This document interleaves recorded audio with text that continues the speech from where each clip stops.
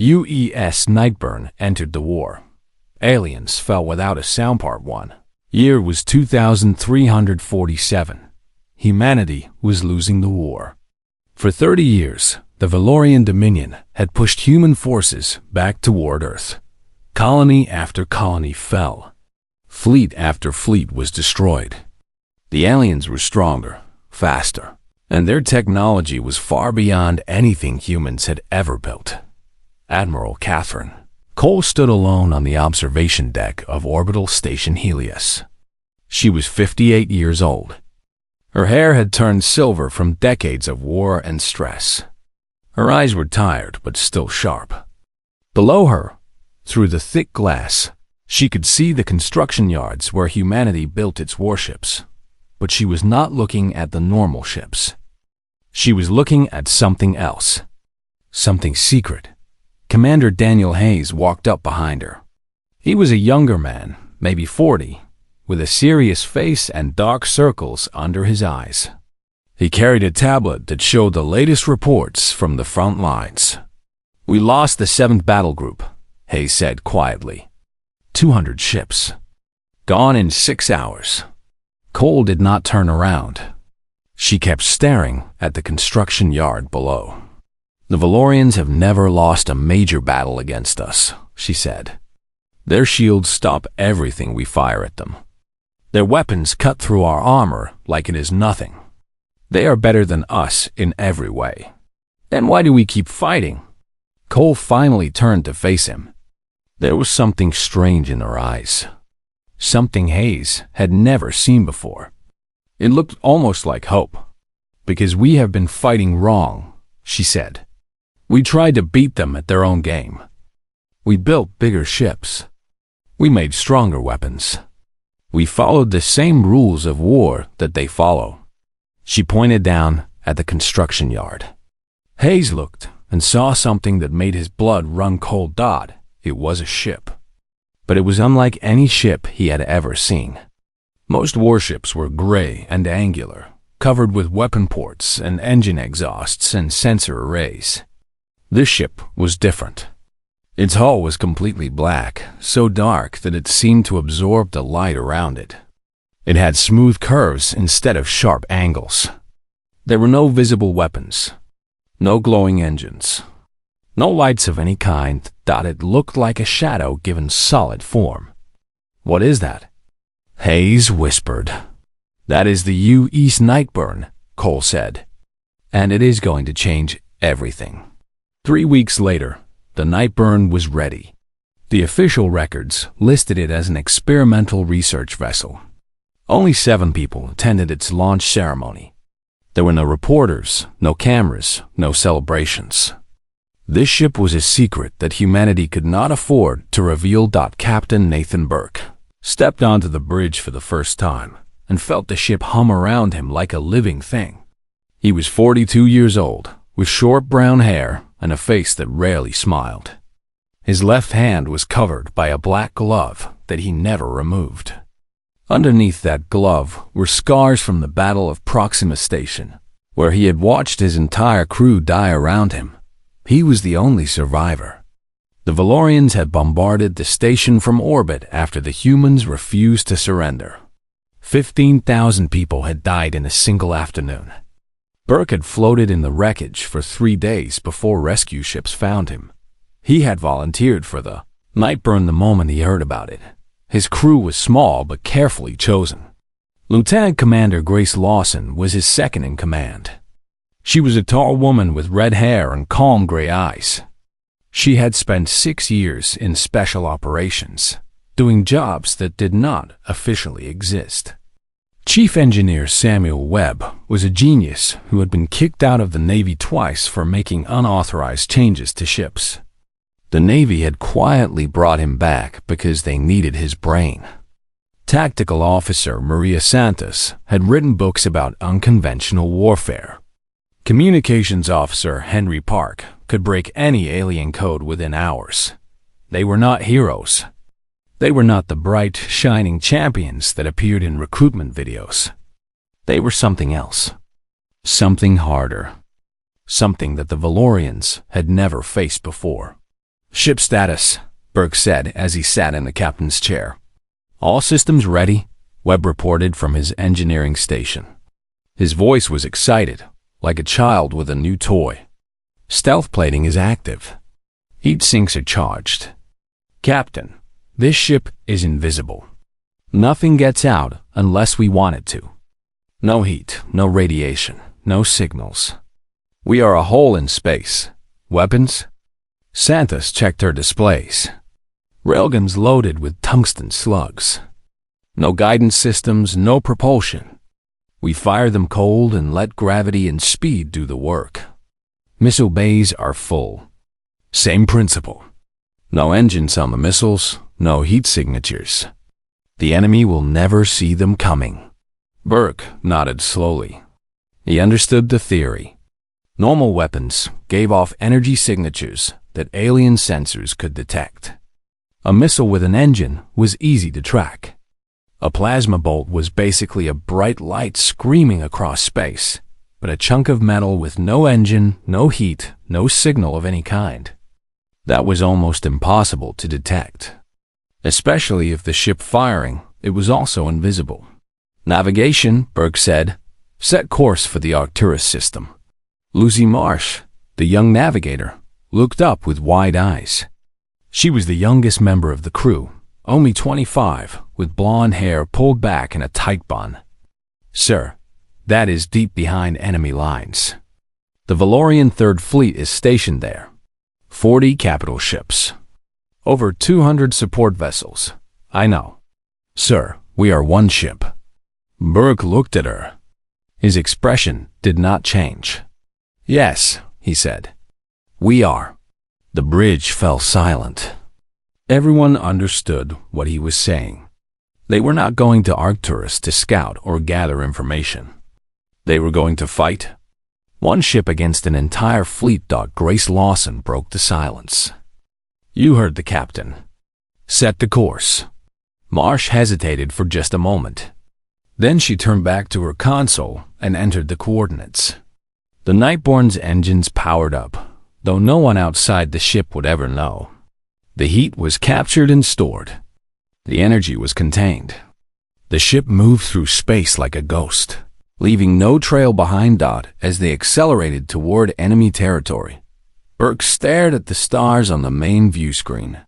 Somewhere out there, the Valorians were preparing their next attack on human space. They had no idea what was coming for them. For 30 years, humanity had been the prey. Tonight, they would become the hunters. Burke touched the glove on his left hand, feeling the scars underneath. He thought about Proxima Station. He thought about the 15,000 people who had died there. He thought about all the colonies that had been burned, all the stations that had been destroyed, all the lives that had been lost. The Valorians believed they understood humans. They believed humans were weak, predictable, honorable to a fault. They were about to learn how wrong they were. UES Nightburn entered the war. Aliens fell without a sound. Part 2. The Valorian Third Fleet floated in the darkness of the Arcturus system. 40 massive warships and over 200 smaller vessels hung in perfect formation near a giant gas planet. They used the planet's magnetic field to hide their energy signatures from human long-range sensors. It was a standard tactic. The Valorians would wait here, gather their strength, and then launch another devastating attack on human space. Fleet. Commander Vischer stood on the bridge of his flagship. The Dominion's wrath. He was tall, even for a Valorian, with skin that changed colors based on his emotions. Right now, his skin was a confident blue. Everything was going according to plan. The Valorians were a proud species. They had conquered hundreds of worlds across thousands of years. Their military was built on discipline, honor, and superior technology. Every battle was fought according to ancient traditions. Every victory was celebrated with proper ceremony. They announced themselves before attacking. They demanded surrender. They followed rules. Vether had fought humans for 15 years. He respected them in some ways. They were brave. They fought hard even when they knew they would lose. But they were also predictable. They always defended. They never attacked. They followed the same patterns over and over again.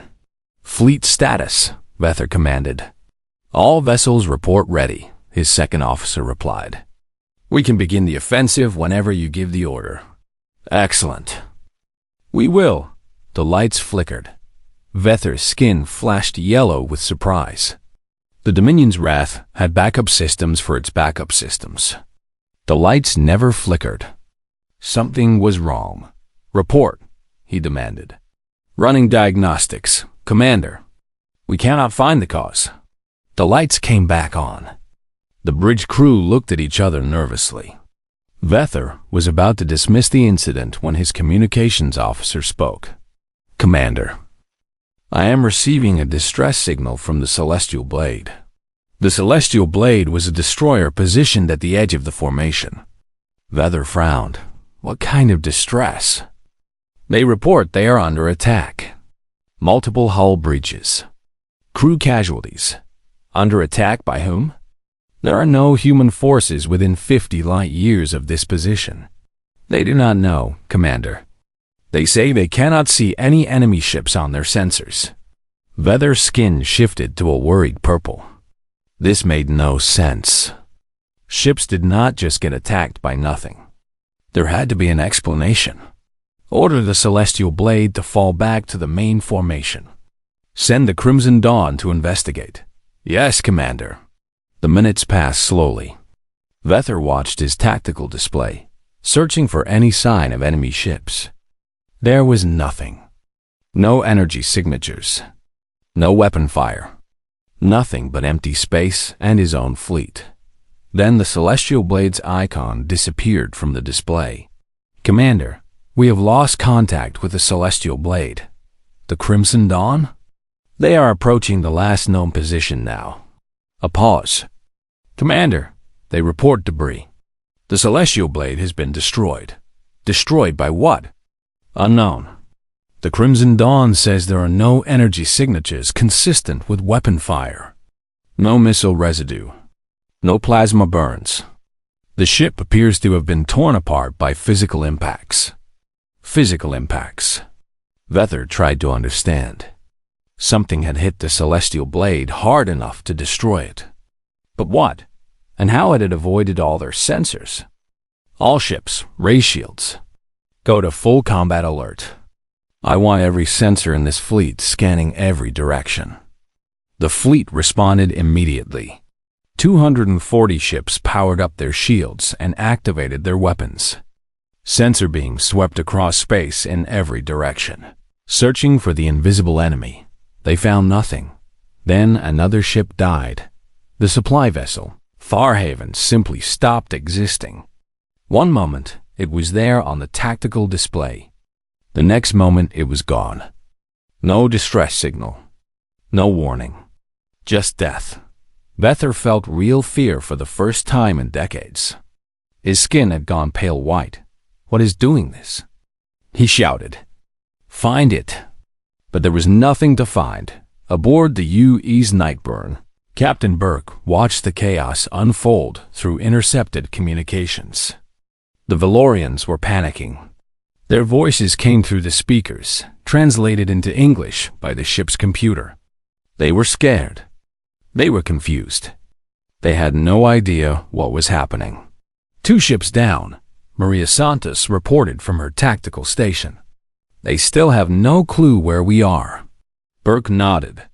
The Nightburn drifted through the Valorian formation like a shark through a school of fish. The stealth plating absorbed every sensor beam. The heat sinks captured every trace of thermal radiation. To the Valorians, the Nightburn simply did not exist. "Target the ammunition ship," Burke ordered. Same approach. Cold railgun shot. No signature. Targeting now. The Nightborn's railgun was a marvel of engineering. Instead of the standard electromagnetic acceleration that left a detectable energy signature, it used a single massive burst from a stored capacitor. The projectile left the ship at incredible speed, but it was just a lump of metal. No engine, no guidance, no heat. Invisible until the moment of impact. The tungsten slug traveled across space at 1/10 the speed of light. It hit the ammunition ship and punched straight through the hull, through the stored missiles, and out the other side. The explosion was beautiful and terrible. The ammunition ship became a brief second sun as its entire payload detonated at once. 3 down, Santos said. The Valorian fleet was now in complete chaos. Ships were breaking formation, trying to get away from whatever was killing them. Commanders were screaming orders that contradicted each other. Some ships tried to jump to faster-than-light speed, but they were too close to the gas giant's gravity well. "They are running scared," Grace Lawson observed. "They have never experienced anything like this." Burke watched the tactical display.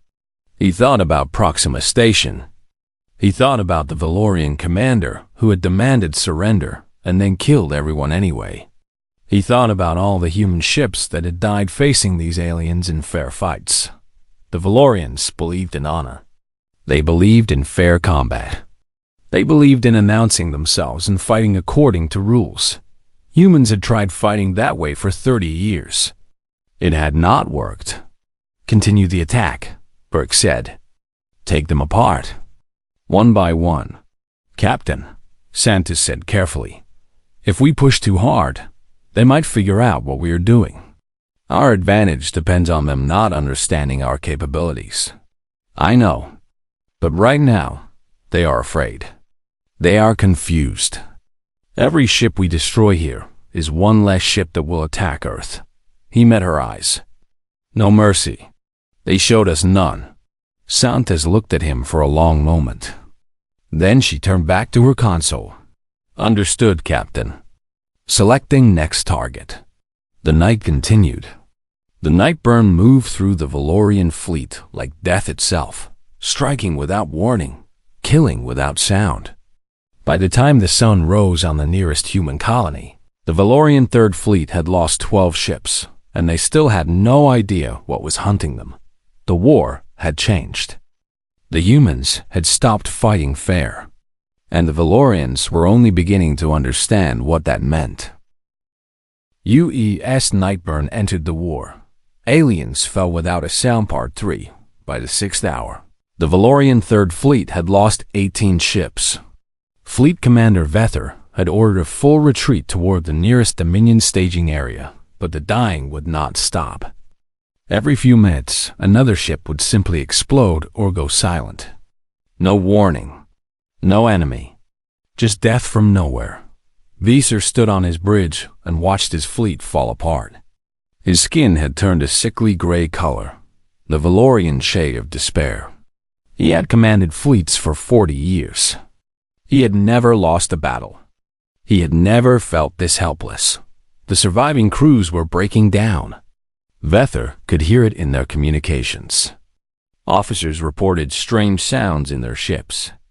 Engineers claimed that systems were failing without explanation. Some crew members swore they had seen movement in empty corridors, shadows where there should be none. The fear was spreading like a disease. "Commander," his tactical officer said, "I am detecting something." Vether spun around so fast he almost fell. "What? Where?" "Starboard side. 300 kilometers out. A momentary contact." It was there for less than a second. "All weapons. Target that position. Fire everything we have." The Dominion's wrath unleashed a wall of plasma fire. Bright blue bolts of energy tore through space, enough firepower to destroy a small moon. Every ship in range joined in, creating a storm of destruction that lit up the darkness. When the weapons stopped, Vether stared at his sensors. Nothing. Empty space. No debris. No sign that they had hit anything at all. "Did we destroy it?" "Negative, Commander. No impact detected." Vether slammed his fist against his command console. The pain helped him focus. "It is a human ship," he said. "It has to be. Nothing else could do this." "But Commander, no human ship has ever evaded our sensors. No human weapon has ever struck without being detected first. This is impossible. Then explain what is killing my fleet." The officer had no answer. On the bridge of the Nightborne, Chief Engineer Samuel Webb was laughing quietly. It was not a cruel laugh. It was the laugh of a man who had built something wonderful and was watching it work perfectly. "They fired right at us," he said. "Full barrage from their flagship. And they hit nothing but empty space. The refraction field performed as expected," Burke said. "Better than expected. It bent their sensor beams around us. They could fire at our position all day and never hit us. We are not just invisible, Captain. We are untouchable." Grace Lawson studied the tactical display. Red icons showed the Valorian ships. Many of those icons were now crossed out, marking destroyed vessels. The surviving ships were scattered, no longer in formation, running in different directions. "They have lost all unit cohesion," Lawson said. "The fleet is breaking apart. Some ships are trying to jump to faster than light on their own. Can we stop them from escaping? Not all of them, but we can make them pay for every kilometer." Burke considered the situation. The mission plan called for maximum damage with minimum risk. They had already done more than anyone expected.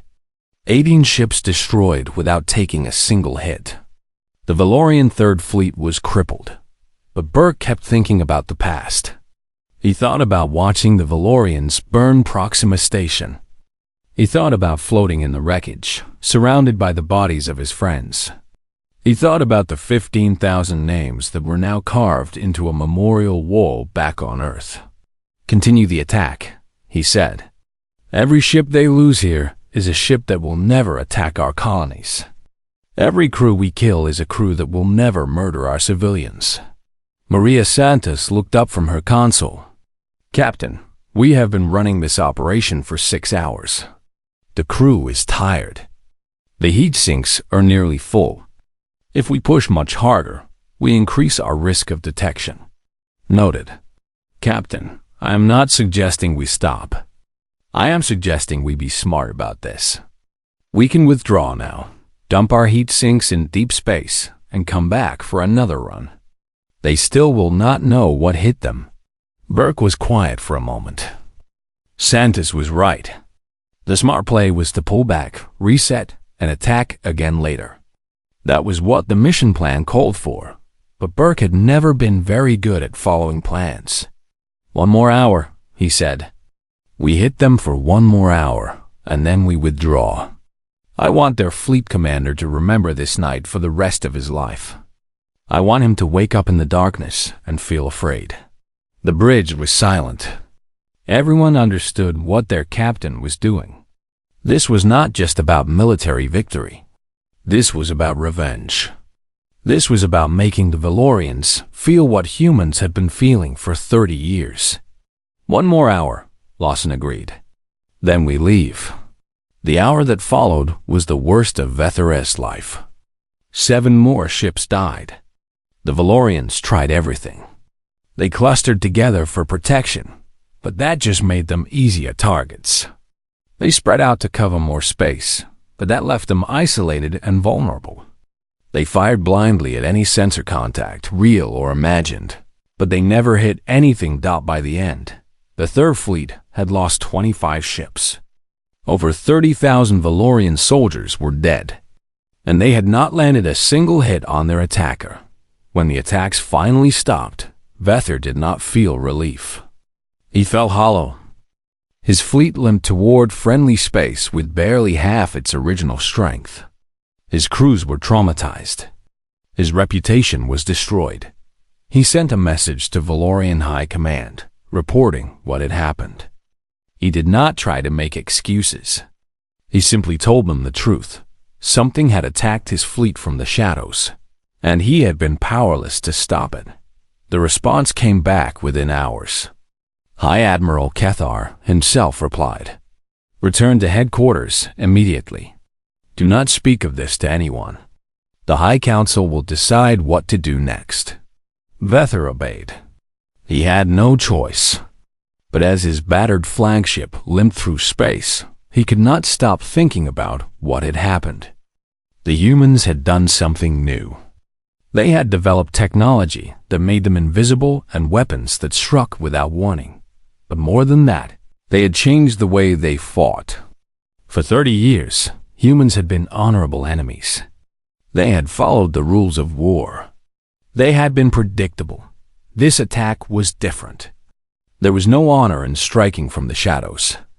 There was no fairness in killing enemies who could not fight back. This was not war as the Valorians understood it. This was murder.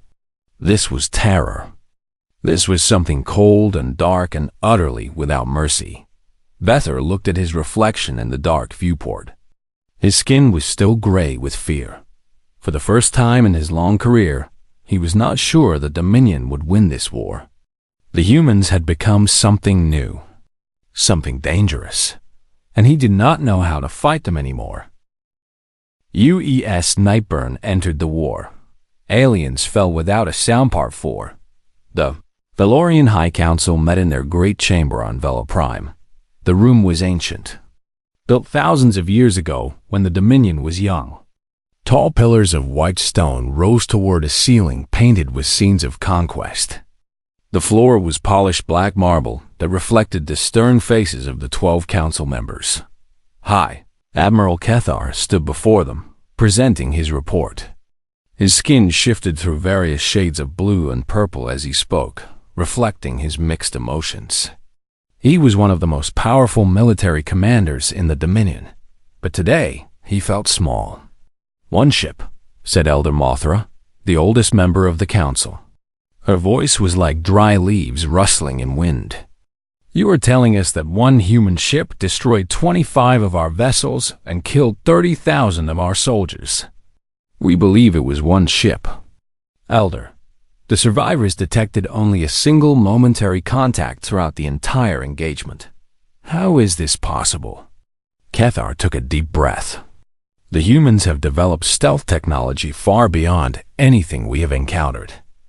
This ship produces no heat signature, no energy emissions, no sensor returns. It is, for all practical purposes, invisible." "No ship can be truly invisible," said General Vethel, the Council's military advisor. "Every vessel produces some form of detectable signature. With respect, General, this one does not. Our analysts have reviewed every piece of data from the battle. They found nothing. No trace of the human ship at any point during the engagement. The attacks came without warning, and the attacker left no evidence of its presence." The council chamber fell silent. The implications were clear to everyone. If humans could build ships that were completely undetectable, then the entire Valorian military strategy was obsolete. "What are your recommendations?" Elder Mothra asked. "We must adapt. All fleets should travel in tight formations with overlapping sensor coverage. No ship should move alone. We need to develop new detection systems specifically designed to find these ghost ships. And we should," he hesitated, "continue. We should consider negotiating with the humans, offering them terms before they build more of these ships."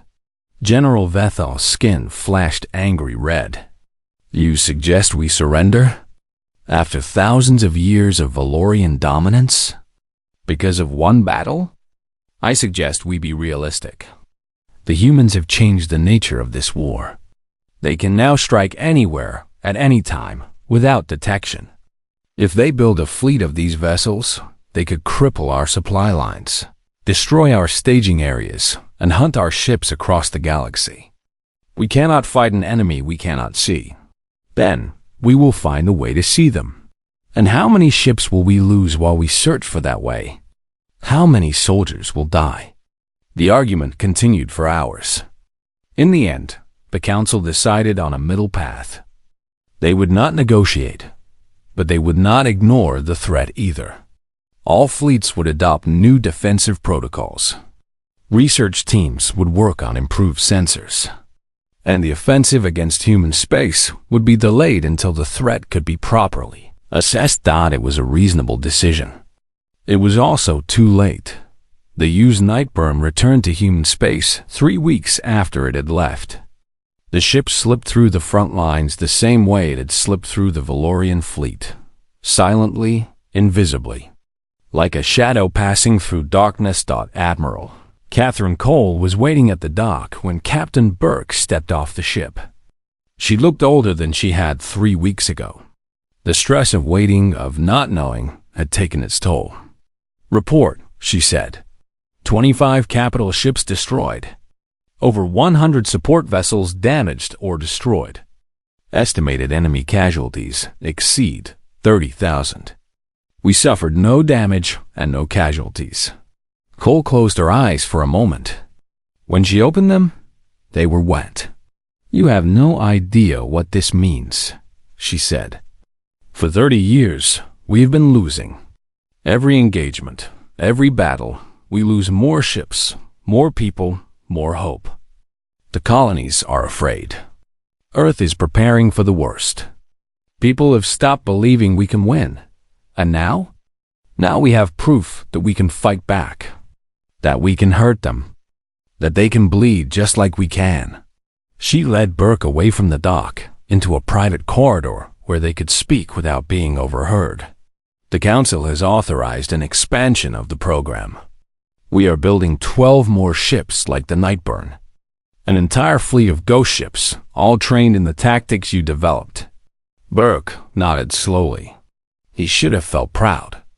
He should have felt satisfied. Instead, he felt empty. The things they had done in the Arcturus system had been necessary, but that did not make them easy to live with. "Admiral," he said, "the Nightburn is a weapon of terror. We did not defeat the Valorians through superior tactics or better technology. We defeated them by making them afraid. We attacked from the shadows. We killed without warning. We gave them no chance to fight back. I know. That is not how humans are supposed to fight wars." Cole looked at him with tired eyes. "How are we supposed to fight wars? By forming neat lines and marching into their guns? By sending wave after wave of ships to die against their superior technology? We tried that for 30 years. It did not work, so we become monsters instead. We become survivors." Her voice was hard now, harder than Burke had ever heard it. "The Valorians burned 12 of our colonies. They killed millions of our people. They laughed at our peace offers and promised to hunt us to extinction. We did not start this war, but we are damn well going to finish it." She put her hand on his shoulder. "I chose you for this mission because I knew you would do what needed to be done. I knew you would not hesitate. I knew you would not let sentiment or honor or fair play get in the way of victory." Burke thought about Proxima Station. He thought about the screams he still heard in his dreams, the faces he still saw when he closed his eyes. "No," he said. "I would not." "Then do not feel guilty for winning. Feel grateful. Feel determined. Feel whatever you need to feel to keep going. Because this is just the beginning. The Valorians will adapt. They will develop new tactics, new technologies. They will try to find ways to detect our ships and destroy them. And when they do, then we adapt too. We change, we evolve. We do whatever it takes to survive." She smiled, though there was no joy in it. "That is what humans do. It is what we have always done. And it is why we are going to win this war." Burke looked back at the Nightburn, sitting silent and dark in its dock. The ship that had killed 30,000 aliens without taking a scratch. The ship that had changed everything. "When do we go back out?" he asked. "Soon. The new ships will be ready in 6 months. Until then, rest. Train your crew. Prepare for what comes next." "And what comes next?" Admiral Cole's eyes were cold. "We hunt them to extinction, just like they planned to do to us." Burke nodded. He did not agree with everything the Admiral said, He was not sure humanity should become what she was describing, but he understood the necessity. In a war for survival, morality was a luxury they could not afford. That he turned and walked away, heading for the crew quarters. Behind him, the Nightborne waited in silence, patient, deadly, ready to hunt again. UES Nightborne entered the war. Aliens fell without a soundbar 5-1 year had passed since the Nightborne's first mission. The war had changed completely. The first Nightborne-class fleet was now operational. 12 ships, each identical to the original, each crewed by specialists trained in the new doctrine of shadow warfare. They ranged across Valorian space like wolves hunting prey. Supply convoys disappeared without trace. Staging areas were destroyed in the night. Commanders who went to sleep confident in their defenses woke to find their fleets in ruins. The Valorians had adapted, as Admiral Cole predicted. They developed new sensors that could sometimes detect the ghost ships. They traveled in tighter formations. They created overlapping defensive networks. But it was not enough. Captain Nathan Burke stood on the bridge of the original Nightborne, watching the tactical display. Around him, the 11 other ships of his fleet held position, invisible even to each other, except through their secure communication links. Before them lay the Valorian homeworld, Velar Prime. The heart of the Dominion that had tried to destroy humanity. The planet was protected by the largest fleet the Valorians had ever assembled. 300 ships, including their newest and most powerful vessels. Every defense platform was active. Every sensor was scanning. They knew the humans were coming. They had been preparing for this moment for months. They just did not know the humans were already there. Fleet status, Burke said quietly. Grace Lawson checked her display. All ships report ready. We are in position around their orbital defense grid. Heat sink levels? 70% capacity. We have about 4 hours before we need to withdraw and dump. Burke nodded. 4 hours was more than enough time. The plan was not to attack the Valorian fleet directly. 300 ships was too many even for the Ghost Fleet. Instead, they would do what they did best: strike from the shadows, destroy what mattered, and disappear before the enemy could respond. All ships, begin attack sequence Alpha. Primary targets are the orbital defense platforms. Secondary targets are the communication relays and power generation stations. We disable their eyes and ears first.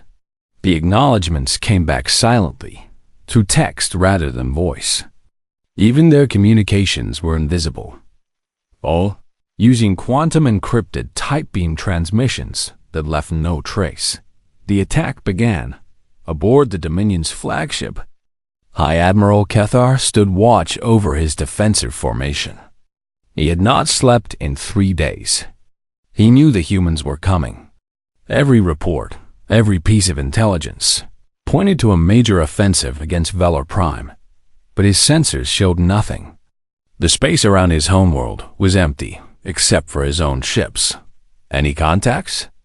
He asked for the 100th time. Nothing, Admiral. All sectors clear. Cathar's skin was a nervous purple.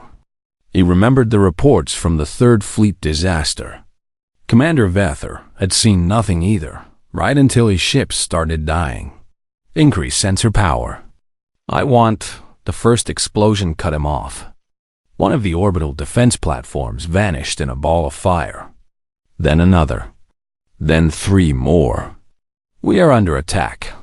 Someone shouted. From where? Where are they? Unknown.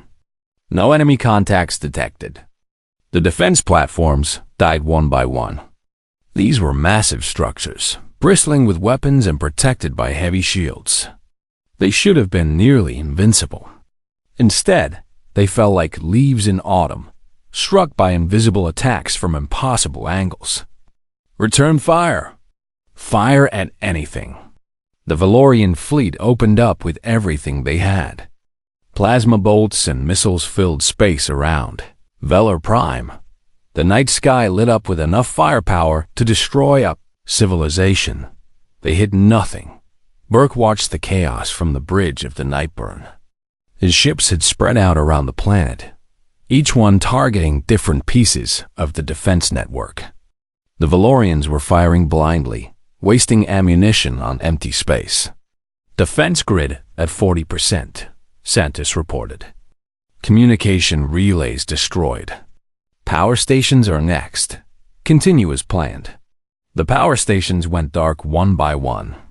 These fed the planet's shields and defense systems. Without them, Velar Prime was vulnerable. When it was over, High Admiral Kethar looked at his tactical display in horror. His defense grid was gone. His communication network was destroyed. His fleet was intact, but they were blind in death, unable to coordinate, unable to call for help. And the human attack fleet was still hours away. When the main human force arrived, they found the Valorian fleet in disarray. 300 ships that should have formed an impenetrable wall were scattered and confused. Their command structure shattered. Their defensive network destroyed. Admiral Catherine Cole led the assault from her flagship. She offered the Valorians one chance to surrender, one chance to end the war without more bloodshed. High Admiral Cathar accepted. The Treaty of Velar Prime was signed 3 days later. The Valorian Dominion agreed to withdraw from all human territories.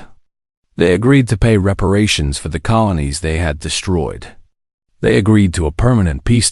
In exchange, humanity agreed to stop hunting them. Captain Burke was not present at the signing ceremony. He stood on the bridge of the Nightburn, watching from a distance as the diplomats did their work. Grace Lawson stood beside him. "It is over," she said. "For now." "You do not sound happy." Burke was quiet for a long moment. He looked at his hands. The gloves were still there, hiding the scars from Proxima Station. He had carried those scars through a year of war, through dozens of battles, through more death than he could count. "We won," he said. "But I keep thinking about what we became to do it. We became survivors. We became killers who strike from the shadows. We became the thing in the dark that children are afraid of. We threw away honor and fair play and everything that was supposed to make us better than them." Lawson considered his words. "The Valorians burned our colonies," she said. "They killed millions of our people. They planned to hunt us to extinction. Were we supposed to let them? No, but there has to be a limit somewhere. There has to be a line we will not cross. Where's that line?" Burke did not have an answer. On the main view screen, the peace ceremony was concluding. Valorian and human officials were shaking hands, signing documents, promising a new era of cooperation. It was a good outcome. The best outcome that anyone could have hoped for. But Burke knew the truth. The galaxy had seen what humanity could do when pushed to the edge. They had seen the ghost ships that struck without warning, the weapons that killed without sound, the ruthless efficiency of human shadow warfare. The Valorians would remember. Other species would learn the story.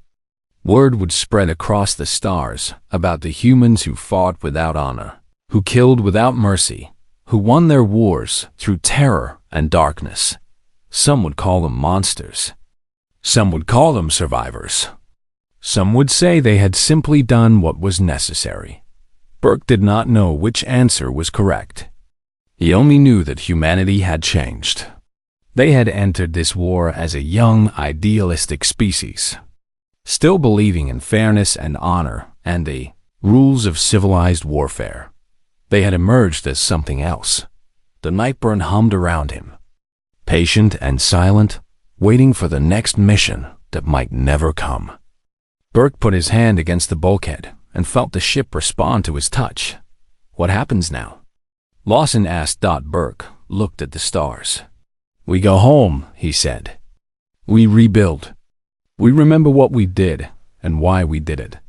And we hope that we never have to do it again." "Do you think we will?" Burke thought about the vastness of space. The thousands of species out there, some friendly, some hostile, some unknown. The conflicts yet to come, the wars yet to be fought. Probably, he said. But maybe next time we will find a better way. Lawson nodded. She did not believe it any more than he did. But it was a nice thought. The Nightburn turned away from Vela Prime and headed for home, disappearing into the darkness between the stars. Silent, invisible, ready for whatever came next. The war was over. The aliens had fallen without a sound, and humanity would never be the same.